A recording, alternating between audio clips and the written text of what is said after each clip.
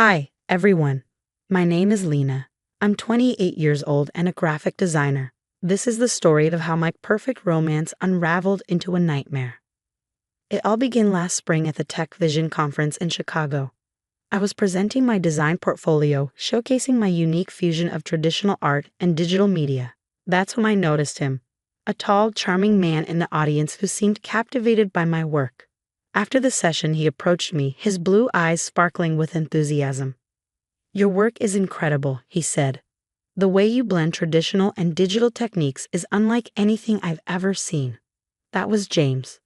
My heart fluttered as we exchanged numbers, and by the following week, we were meeting for morning coffee dates before work. James was everything I thought I wanted: successful, attentive, and so understanding. "You're different from anyone I've ever met," he'd say, and I believed him. 3 months into our relationship, James introduced me to his family. His sister, Sarah, was intense, to say the least. "James tells me everything about you," she said, her piercing gaze making me feel like a specimen under a microscope. Her husband, Mike, was quieter, simply nodding along to whatever Sarah said. "We're incredibly close," James explained. "Sarah practically raised me after our dad passed away." Then there was Barbara, their mother, who had an unsettling habit of comparing me to James' ex-girlfriends. "You're much more suitable than the others," she'd remark, her tone making it clear that I was being evaluated. My best friend, Diane, noticed red flags before I did. "Don't you think it's strange how he checks your location so often?" she asked over coffee one day. "He's just protective," I replied, brushing off her concerns. "He worries about me." But things took a darker turn as time went on. James proposed after a year of dating, and the wedding, well, it was everything Sarah wanted it to be. Looking back, I realize now how much control she had over every detail of our lives. "We should live closer to Sarah," James suggested shortly after the honeymoon. "She knows all the best neighborhoods and schools." Even when I planned a simple dinner with Diane, James would find a way to dissuade me. "Baby, you've been so tired lately. Why don't we just stay in? Besides, Sarah's coming over." Then came the news that changed everything. I was pregnant. Overwhelmed with joy, I took 3 tests just to be sure. James seemed thrilled, but Sarah's reaction was off. "You need to be extremely careful," she said, gripping my arm a little too tightly. "Our family has a history of complicated pregnancies. Dr. Thompson will oversee everything to make sure it goes smoothly."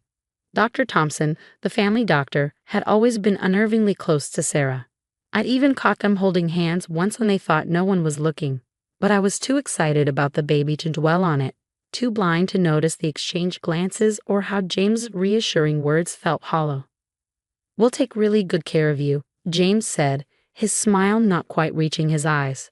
"You won't have to worry about a thing." Things spiraled further when Sarah received devastating news: she was infertile. I overheard her crying in the kitchen one morning, confiding in Dr. Thompson. "It's not fair," she sobbed. "I'll never have my own baby." After that, Sarah became obsessed with my pregnancy. She'd show up unannounced, placing her hands on my belly without asking. "This baby will be so special to our family," she'd whisper with an unsettling intensity. James's behavior shifted too. One morning, he took my phone while I was in the shower. "The radiation isn't good for the baby," he said when I protested. "Dr. Thompson agrees. We'll get you a landline instead." Then came my work. "Honey, about your job," James began cautiously. "Dr. Thompson thinks the stress could harm the baby. You don't need to work. We can afford for you to stay home." Bit by bit, my world grew smaller, until I could barely recognize the life I once had. If only I had realized sooner what they meant by taking care of me. "But I love my job," I argued. "I need to talk to Diane about all this." James's face darkened. "Diane doesn't understand our family dynamics. Besides, Dr. Thompson strongly recommends limiting outside contact to prevent infections." Dr. Thompson backed him up, as always, with medical jargon I couldn't refute. "Your pregnancy is extremely delicate," he explained during one of his home visits. "Complete bed rest and isolation are necessary." Sarah, of course, stepped in to help. She took over everything, spending hours in the nursery. "The crib should face east for better energy," she declared one day. When I disagreed, she snapped, "I've researched this extensively. I know what's best." Barbara chimed in during her frequent visits, always praising their controlling behavior.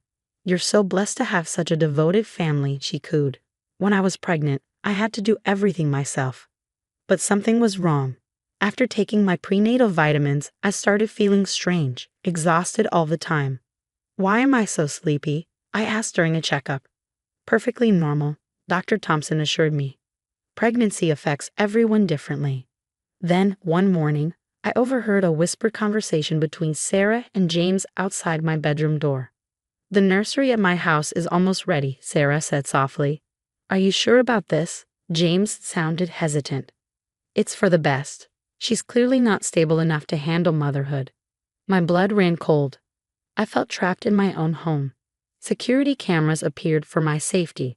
The windows were child-locked to prevent accidents. Even my food was strictly monitored. "Everything must be organic and prepared properly," Sarah insisted, throwing away snacks I'd hidden. When I tried to make a call on the landline, I discovered it was rigged to connect only to family. "See how much we care about you," Barbara said smugly. Most women would kill for this kind of attention. The drowsiness worsened. Sometimes, I'd wake up without remembering falling asleep, only to find Sarah hovering over me, measuring my belly or rummaging through my belongings. "Just checking on my favorite sister-in-law," she'd say with a saccharine smile. I knew something was terribly wrong, but in my drugged state, I could barely think straight. I needed help, but who could I trust when my entire world had become a carefully constructed prison? Then, during one of Sarah's obsessive cleaning sessions, she got called away for an emergency at work. In her haste, she left behind her designer bag, something she always kept close. My hands trembled as I opened it. Inside, I found a leather-bound diary. What I read made my blood turn to ice. "Plan is proceeding perfectly," one entry read. "James agrees it's best for everyone. After the birth, we'll prove she's unstable. Dr. T will testify about her paranoid behavior and depression. The baby will be safer with me." Another entry detailed fabricated symptoms, dates, and even photos of a psychiatric facility they had already chosen. "Met with Dr. Thompson today. He'll adjust her medical records to show a history of mental instability. Cost us a pretty penny, but worth it. He's always had a soft spot for me." The sound of a car pulling up jolted me. I quickly returned the diary and rushed back to bed. Moments later, Sarah burst in, her smile as fake as ever. "Sorry about that emergency. Now, where were we with the nursery plans?" I pretended everything was normal, even as my world crumbled around me. The next day, during Barbara's usual 15-minute bathroom break, I heard a faint tap at my window. "Diane?" I whispered, barely believing my eyes. She slipped inside. "I've been watching the house for weeks," she said. "I knew something was wrong when you stopped answering calls." Diane had brought a burner phone and tiny cameras. "We need proof," she said, planting them around the house, especially in the kitchen where my food and vitamins were prepared. That night, the cameras captured James crushing pills into my prenatal vitamins while Sarah supervised. "Mom's got the paperwork ready," James said. "After the birth, everything needs to move quickly. Dr. Thompson says we can claim postpartum psychosis," Sarah replied. "No one will question it." Through the burner phone, Diane helped me gather more evidence. We recorded conversations, documented my confinement, and photographed the tampered vitamins. "They're using benzodiazepines," Diane revealed after sneaking a sample to her pharmacist friend. "That's why you're always drowsy." The deeper we dug, the darker it got.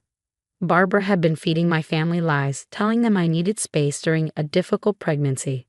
But now I had a lifeline, and with Diane by my side, I vowed to expose the truth and reclaim my life, no matter the cost. Dr. Thompson had an entire file of falsified medical records prepared. Even Mike, Sarah's husband, was in on it. There were texts about him drafting the legal documents for my institutionalization. "We need to get you out," Diane said during another secret visit. "But we have to be smart about it. They're all in on this. Sarah, James, your mother-in-law, even the doctor." I rubbed my growing belly, feeling the baby kick. "They want to steal my baby," I whispered. "My own husband. How could he do this?" "Don't worry." Diane squeezed my hand, her voice firm. "I've got a plan, but we'll only get one shot at this." We waited until their weekly family breakfast, an hours-long tradition at Sarah's house where they gathered to discuss their sinister plans for my baby. The irony wasn't lost on me as Diane whispered, "They're all there. The security camera confirms it. Let's move." My hands trembled as we drove to Mount Sinai Hospital. The new doctors were horrified by my test results.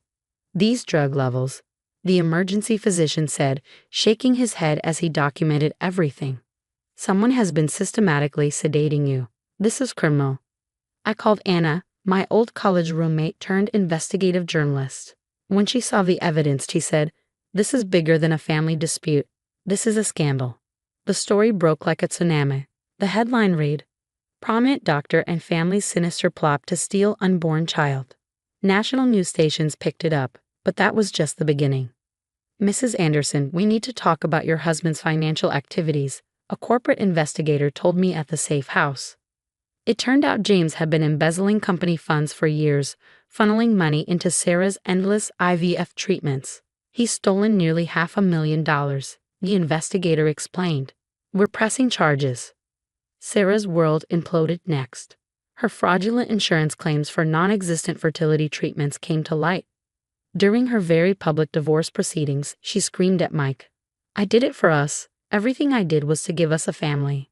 The day Dr. Thompson was arrested, my water broke. Diane stayed by my side through 16 grueling hours of labor. "It's a girl," the doctor announced, placing her in my arms. "Hello, Emma," I whispered, tears streaming down my face. "You're safe now." The sentencing hearings followed. James received 12 years for embezzlement, conspiracy, and attempted kidnapping. Dr. Thompson lost his medical license and was sentenced to 8 years. Sarah received 5 years for insurance fraud and conspiracy. During the final hearing, I addressed the court. "They tried to steal not just my baby, but my sanity and my life. Sometimes the best revenge isn't watching your enemies fall. It's rising so far above them that their schemes seem small and pathetic in comparison." Today, Emma and I are thriving. She's proof that love doesn't need control or manipulation, it just needs to be real. But I often wonder, what would you do if you discovered your spouse and their entire family were secretly drugging you and plotting to steal your child? Would you expose them immediately, risking that they destroy the evidence, or would you gather proof first, even if it meant enduring more abuse?